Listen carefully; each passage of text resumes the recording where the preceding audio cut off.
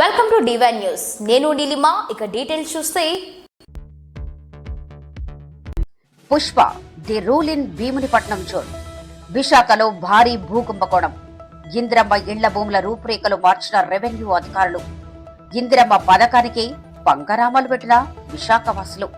23 ఎకరాల్లో పేద లబ్ధిదారులకు అవకాశం ఉన్న పేదల భూముల్లో నిజమైన లబ్ధిదారులు ఎందరు? నిజమైన లబ్ధిదారులు ఎందరు? నకిలీ లబ్ధిదారులు ఎందరో? అసలు పేదల భూముల్లో పేదలకు తెలియకుండా రిజిస్ట్రేషన్స్ ఎలా జరిగాయి? సరి అయిన పత్రాలు లేకుండా విద్యుత్ మీటర్లు ఇచ్చిన విద్యుత్ శాఖ అధికారులు ఎవరు? విశాఖలో టౌన్ ప్లానింగ్ విభాగం ఉందా లేక మామూళ్ల మత్తులో జారిందా? పేదలకు చెందాల్సిన ప్రభుత్వ భూముల్లో విల్లాలు ఎలా విరిశాయి? మట్టి రోడ్లతో మెరిసే పేదల గుడిసెలు ఘనమైన వాణిజ్య సముదాయాలు బంగ్లాలుగా ఎలా నిర్మితమయ్యాయి? ఇలా పాపం తలాపిడికడు అన్న చందారపోతే పేదోడు పోతాడు మనకెందుకు అనుకొని దోచుకొని మూసుకొని కూర్చున్న ప్రభుత్వ అధికార గణం.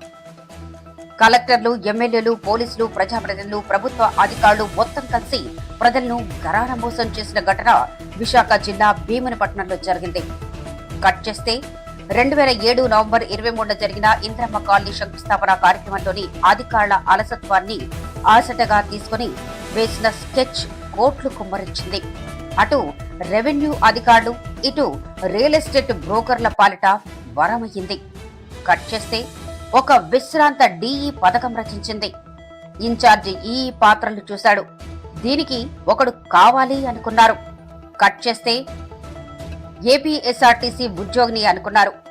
ఆడిషన్స్ జరిగాయి. పాన్ ఇండియా లెవెల్లో గుర్తింపు పేరు రావాలి అంటే అల్లు అర్జున్ గా చెయ్యాలి అనుకున్నాడు. ఉద్యోగం వదిలి ఇందిరమ్మ ఇళ్లపై విరుచుకుపడ్డాడు. కోట్లు కొల్లగొట్టాడు.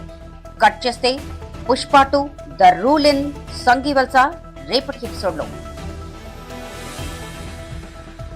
లేటెస్ట్ అప్డేట్ కోసం ఇప్పుడే మా ఛానల్ ని లైక్ చేయండి, షేర్ చేయండి, సబ్స్క్రైబ్ చేసి గంట సింబల్ ని క్లిక్ చేయండి.